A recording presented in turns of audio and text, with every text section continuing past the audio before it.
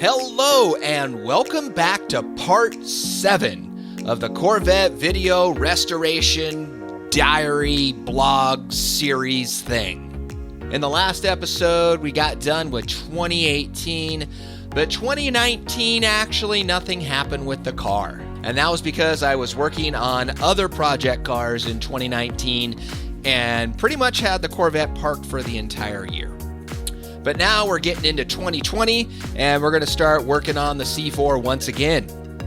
So, some of the things that I have done on the car thus far. I have the Digi-Dash fixed. I set it out to Batty is how you say the guy's name, and sent it out to him and he repaired it, so it's hunky-dory and working now. My climate control system is now working. I replaced it with a used one, put in a junk Bluetooth radio as well, so now I have everything in the dash area pretty much working now. Some of the other things I did to get her in daily driver status, worked on the weather stripping and replaced it on the B pillar and glued that in, and did a halfway decent job on the A pillar with the weather stripping. So that's all installed and that was already there. The B pillar is mainly what I cleaned and took care of.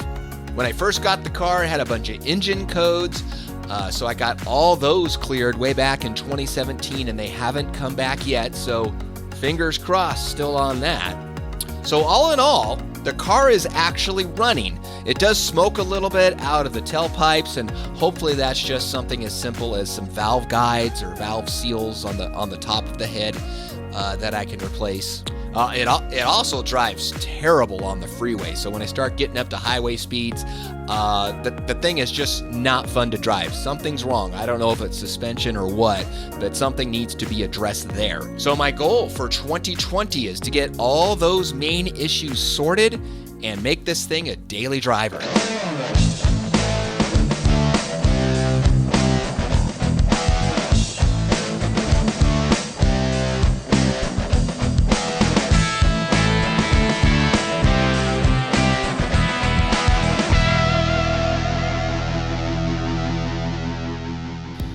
Alright, so there's still plenty of things wrong with the car that I need to get sorted out, and one of them is the lights. So one of the issues I have is with the front side marker lights. These are essentially the blinker for the left or the right side of the car, the passenger or the driver's side. There's two lights there on the front. One light is the cool light. That's a bright light. When you turn on the blinker, it will illuminate basically the side of the street, so if you're going around a corner, you can see over there. That's awesome. That one works, no problem.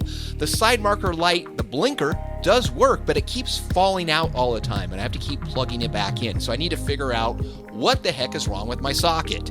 When I pulled the socket out originally and looked at it, it was like all chewed up and it didn't look right at all. I'm like, man, someone just really tore this thing up. So I just ordered another one. My car's an 87. I ordered the one for an 87. And when it came in, it did not fit at all. So that was really puzzling to me. So this was all chewed off. So someone took it, sliced it all off, sliced all the outside pieces of it off. This is the original one that came with my 87 to fit in the socket. So it would barely fit in that hole, like that. But the problem is, it would fall back out all the time because there's nothing for it to attach to. So that's why that is all shaved off, was so it can go into this hole.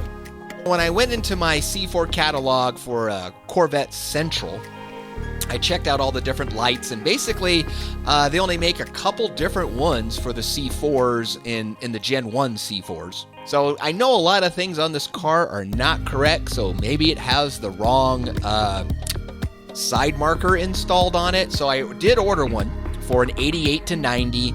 That one came in, and lo and behold, it actually fit. So I went ahead and spliced it in and did a decent job and actually put some shrink wrap around the wire connectors so that way it would be mostly waterproof or water resistant. But the weird thing is, I still have lights for my car that are for an 88 and not an 87. I will eventually figure out what all these issues are with the front end of my car and things not matching properly, and that will happen in 2021. But in the meantime, whatever, I now have the side marker lights installed and they will not fall out anymore. let's go into something that's a little more creature comfort, because I want to drive the car all year long. I need to have AC because it gets well over 100 degrees here, and even over 90, it's just too hot, and it's an all black car, so AC is a must for me. Now, my car already has a 134 conversion done on it, but the AC is not running. So I'm not really going to go into how to do the 134 conversion on this car, but it's pretty much the same on any of these GM cars. I've done this conversion on my Fiero, and if you want to check out that, it's the same process. I'll put a link for it right here. But really, the short version of it is you just need to get some fittings. So you need the fittings that will go on the lines. These are to convert it from R12 to R134. Those are simple and cheap to get.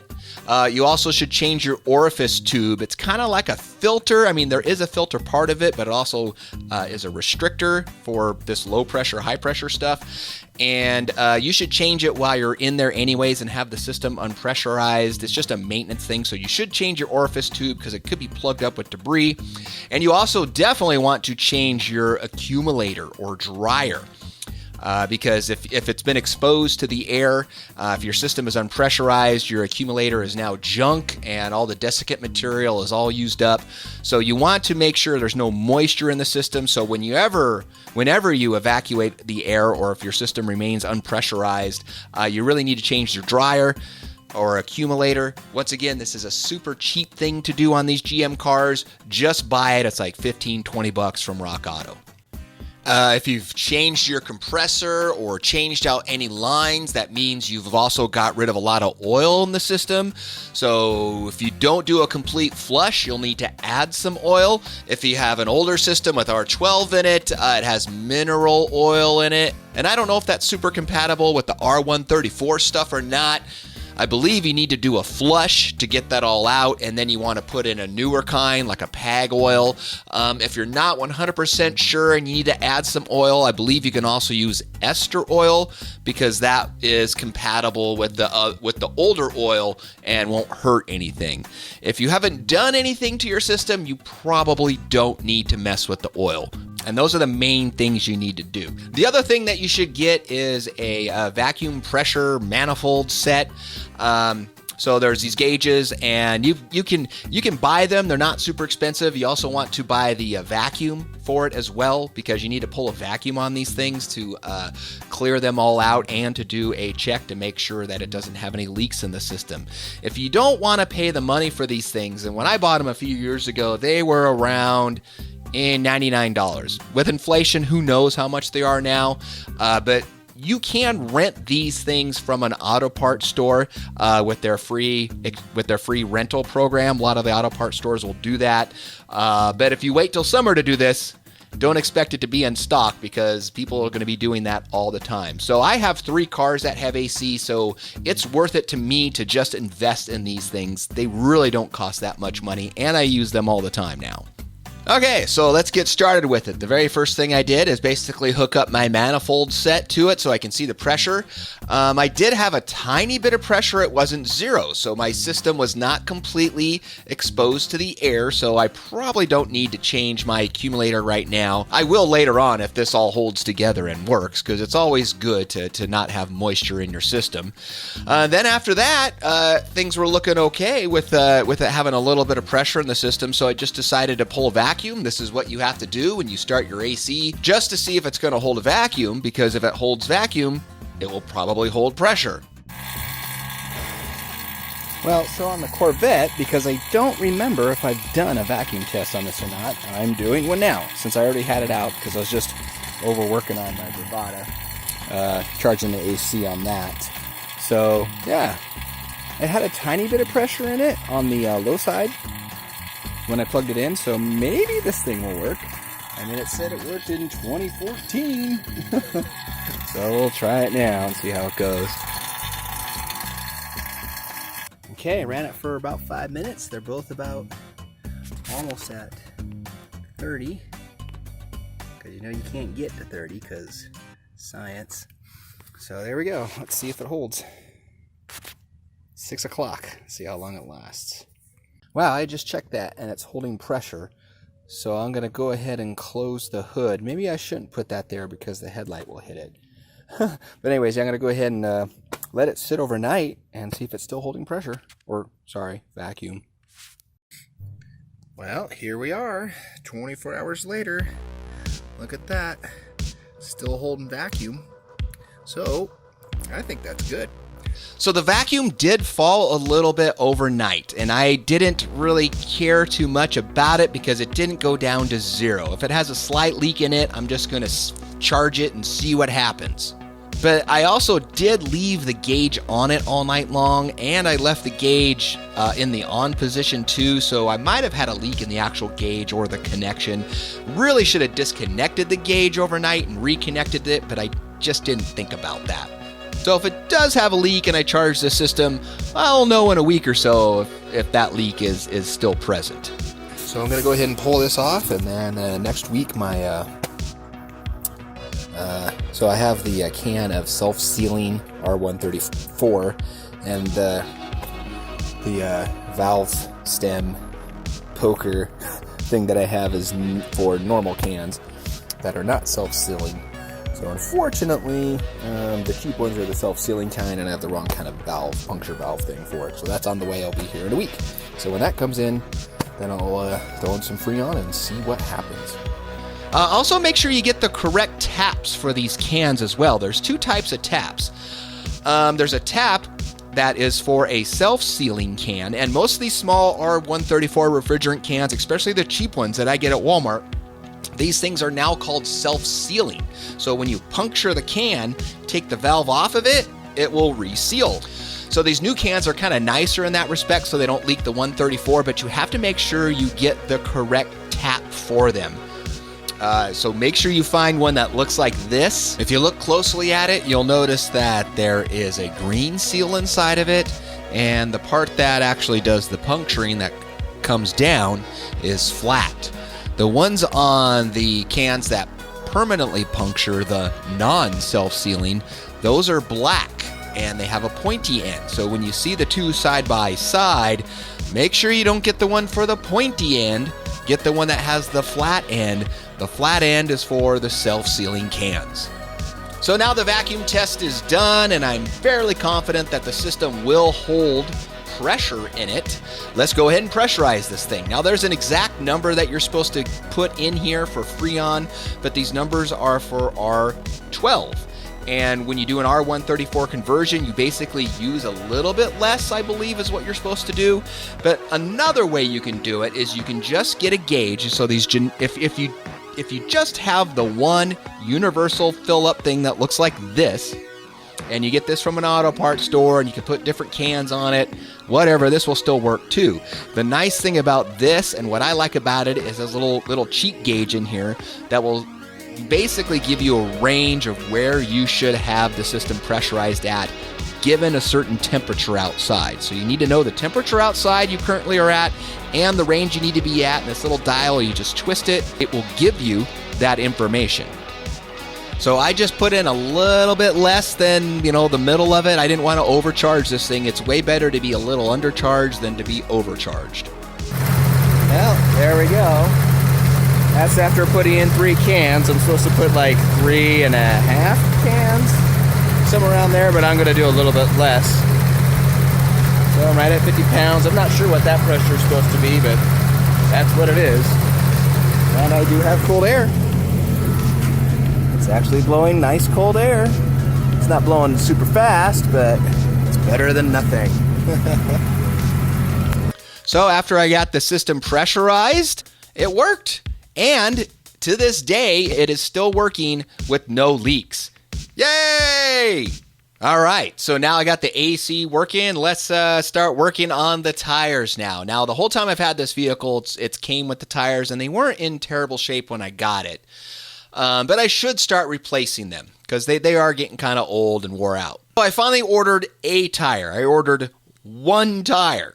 because I'm not wanting to spend a ton of money on tires for this vehicle yet, because like I said, I still got some problems with drivability on it, and I don't want to waste all the money on tires and still have the drivability problems, like something with my alignment or suspension out of whack, and I don't want to tear up my tires and have them wore out in less than a year because of those other issues. So I'm just going to spend a little bit of money on tires, not a ton. So I'm actually buying used tires. So I just took the tire number off the front of the one that I currently have, found one on eBay that was the same size, and ordered it. These aren't the stock tires for the car because these aren't the stock rims for the car. Unfortunately, I wasn't able to get the saw blades that were supposed to come with this. Tom was supposed to include the saw blades, and I even asked him about that when I bought the car. Hey, do you got the original wheels for this? He's like, yeah, I'll throw those in for free. And I called him back like a couple weeks later after I finally had the car home, and his burner phone was already disconnected, and I couldn't get a hold of him again after that. So I believe these are C5 wheels on here. They're a Corvette wheel, but they're not a C4 wheel. And eventually, I'll get the spacing issue fixed on these things, but that doesn't happen until 2021. So when the tire did come in, I went ahead and took the whole wheel off, took the new tire and the old wheel and tire into an auto shop and had them go ahead and swap it and balance it for me. It's much cheaper to bring in the loose tires than to bring in the whole car. It just saves me a ton of money that way. So that's how I do it. Basically bring one wheel down there, and that one worked. So after a couple weeks of that being okay, I went ahead and bought another used tire off of eBay, the same exact brand and everything. And now I have a couple of used, newer tires on the front of the car. All right, well, check this out. I got one new tire installed. It's actually one used tire, but it's a way better tire than what I had. Wiggled the tire. Of course, it wiggles back and forth like this, not up and down, which means that my ball joints are probably okay. But it did move in and out, and so it was flexing right there. So it must be that rack and pinion. God, I hope that doesn't need to be replaced. I don't know how to fix that. And while I was under here, I noticed a new problem that I just discovered from, I don't know how long it's been like this. Oh, but holy cow, what happened here? It came disconnected, and I don't know what it's hanging on. Got something broken right there. So I got to fix all this stuff. I have no idea how that's even holding up right now. So that must be what I hear that gets drug on the car. It's probably that or that. Whenever I go over really tall speed bumps. So this will fix two problems in one. So a couple bolts later, and I got the exhaust all put back together. This time I put some Loctite on it, so hopefully those nuts will not fall out again. And so far, it's still holding up just fine to this day. Now I have the two tires on the front. I'm going to take it back down to the shop and have them do an alignment on it and make sure everything's hunky-dory. And after I picked up the car from the alignment... Well, I just got the Corvette aligned, and look at this. First time ever driving the car around and it's not pulling. So that's all that pull was just the alignment was off. So my alignment's done now. The car's driving much, much better. It's not pulling, it's not sketchy, doesn't feel like the suspension shot. I think it was just tires this whole time. So replace those rear tires because the rear tires still need to be aligned a little bit. And then get it aligned again, and this car will be doing pretty good, maybe. Except for the water leaks. So that seems to work a lot better now. My alignment issue is much better, so maybe it was just tires. Then notice in the rear tire, I was looking at it, and oh my gosh, it has a big giant tear in it. Now I need to get these ones fixed too. So it's a good thing I decided to finally get my tires taken care of this year. So the two rear tires, that size was easier to get, I believe. So I just ordered two new ones. Still the cheapest ones I can get though. And I ordered those, I believe from Walmart.com because they seem to always have the best prices on tires, even better than Tire Rack from what I've noticed. So once I finally had all the tires replaced, the car drove so much better, and especially at high speeds. I guess this is really what the problem was with my car the whole time, is my tires were shot, and that's why I was basically vibrating and wandering all over the road at high speeds. My suspension still needs some attention, but it was mainly the tires that were really bad. I thought it was an alignment issue or my suspension was shot. I was shocked that tires made this much of a difference, because looking at them, they looked like they were in okay shape. So let that be a lesson for me, I guess. So tires, even though they look like they're fine, maybe that's the cause of your bad drivability issues. You just never know sometimes. So now I have a set of all-season tires on the front and back. And I made sure I got all-season because it snows here. And like I said, I plan to make this car a daily driver, and that includes in the winter as well. So I'm not going to get crazy road tires that have no traction on them. I'm going to make sure I get the good all-season tires. I'm not worried about the speed rating either. I am getting nowhere. I don't think I've driven a car over 100 in my entire life. So I'm not worried about the speed rating on these things. I'll deal with all this stuff later when the car gets 100% squared away. As of now, not worried about that. I'm just happy I can drive on the freeway. So the first year I had the car, I had the driver's side headlight motor rebuilt. I sent it to a guy off of eBay, and he put some new brushes on it and put some kind of weird thing in there for the thermal overload part of it. It's not what came with the car, so I'm not sure exactly what he did with that thing. But the passenger side, it's still original. I did rebuild it myself. I basically took it apart and cleaned all the brushes, and that fixed the motor running. But now I'm having a problem with my passenger side motor, where when it closes, it will, you can hear it clicking. It goes click, click, click, something like that, if I remember correctly. So the way these motors work, there is always power going to them in one direction. When you pull the headlight switch on, it's called the head position because it's the headlight switch. So when you pull it to head or on, the motor will start running in the other direction, and it'll continue to run until it gets a certain amount of it'll hit a resistance point, it'll get the hard stops, and then it'll get basically too much current, and inside of it there's some kind of a circuit breaker or something that will turn itself off, and then it stays off until you flip the polarity on it by turning it off. And then when it's off, it will flip and run and do the same thing in reverse. It will hit a hard stop, it will overamp, some kind of thermal protection inside of the motor will trip and turn itself off. So the motor always has power going to it. Whatever this thing is on the inside that does that automatic shutoff part is not working, and I don't know why. So if anybody knows what that thing is, let me know. What I decided to do was just go ahead and bypass that whole thing. I just basically need the motor to run one direction or the other for about 10 or 15 seconds and then shut itself off. Well, I can fix that with the magic of relays. So what I'm going to do is get a delay off timer. So on my radiator, what I did was I hooked up my radiator fan to a delay on timer where I turn on the switch and there's a delay and how long before it turns on. These timers are a delay off. So once they're activated, they will stay on for a certain amount of time and then they will turn off. So I'm going to get ones that are made for about a minute or so and then get a little timer and change it to 30 seconds and then it should shut off. So I did all that wiring, I did all that hookup, and it did fix the problem. So the motors would actuate properly. They'd go up, they'd go down, then it'd have the problem, it'd go click, click, click, click for whatever reason. And then after 30 seconds, my relay would turn off, and then I wouldn't have that problem with the motor anymore. But for some reason, I kept burning out relays. All right, well, I've been messing with this on my Corvette for maybe an hour. Because, I have a problem when I turn off the headlight, it goes click, click, click, because the shut-off circuit in it is not working properly. So I just bypassed it by hooking up a relay and a timer to it. So that way when you turn the car off, the circuit will open up with the delay timer, and it won't click anymore. And I couldn't figure it out, and I was sure it was this delay timer causing the problems and not working right, but I finally messed with it some more, and it's working fine. It actually just ended up being this relay. Changed this relay, now it works great. So now I have headlights again.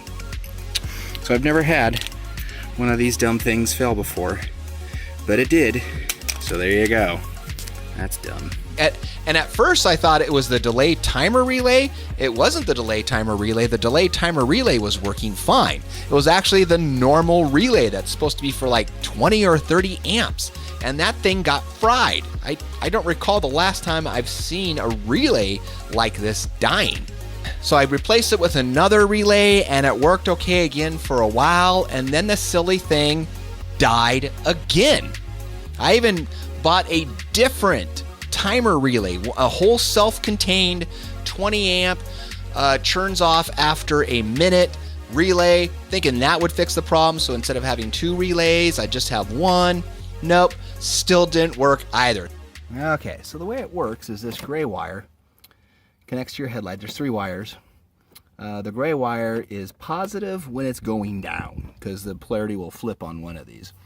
So the gray wire is the one that I'm after, because what I did is I hooked up a relay that connects directly to, it gets positive power, and after 1 minute it shuts off. So this gray wire only has positive power when it's off. So I just hooked up positive wire, grabbed a ground right here, super easy. So I had to tie 2 wires together on this thing for it to work right. And then the output of it just goes to the rest of the gray wire, so it continues. So positive and 1 wire coming in, and the output, which is positive, goes to the other part of the gray wire, and then obviously negative goes to negative. So I don't know what is going on, why this thing keeps killing relays. It's bizarre to me.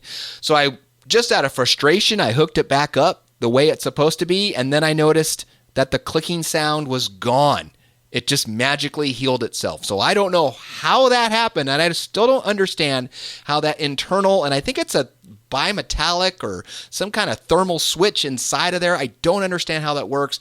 There's no wiring diagram for the internals of this motor, and there's no description in the factory service manual of how the internal part of it works.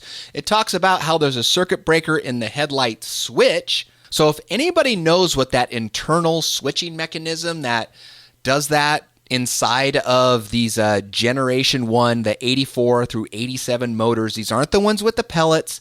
These aren't the ones that you need to change the gears. These are completely different motors. If you know what that weird little thermal overload thing or whatever that thing is inside of there, I wish I had a good picture of it, but I don't. On my Fiero, it's like actually a glass bulb. In the C4, I don't know if it's a glass bulb or not that's inside of there. But if you know what that is, just let me know in the comments, and then I can figure out what it is and then let everyone else know how to repair these things themselves, because we could all help each other fix these Generation 1 headlights. Well, for whatever reason, both my headlights are now working fine. Yay! Okay, so one of the last things that I did to the car in 2020 is a cosmetic thing once again.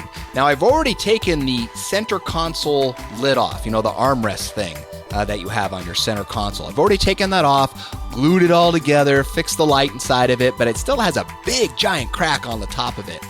I was going to try to patch that and use some vinyl repair and some color matching to fill in that crack. But no, I give up. I'd much rather have it look nice. So while I can, I'm going to get a replacement one from one of the junkyard guys. I'm not buying a new one. Those are super expensive. I'm not going to buy one of those plastic covers that go over the top of it, because I don't want to do that. That seems like a hokey way to fix it. I want the original soft top. I don't want a hard plastic thing. So I just ordered one from one of the junkyard guys. It was expensive. It was somewhere around $100. I have the price written down somewhere. I'll show that at the end of the video. But I got that replaced. So now I have a brand new looking center console cover. Yeah, right on. Yay! And I don't know the color. I think it's gray, charcoal, something like that. It's not black. I think it's charcoal or gray, whatever this weird interior color is that I have on my car. Well, that's everything that happened in 2020. It wasn't a super exciting year, but I did still spend some money. So what did I spend on the car this year? And of course, it's actually a little bit more than you would think.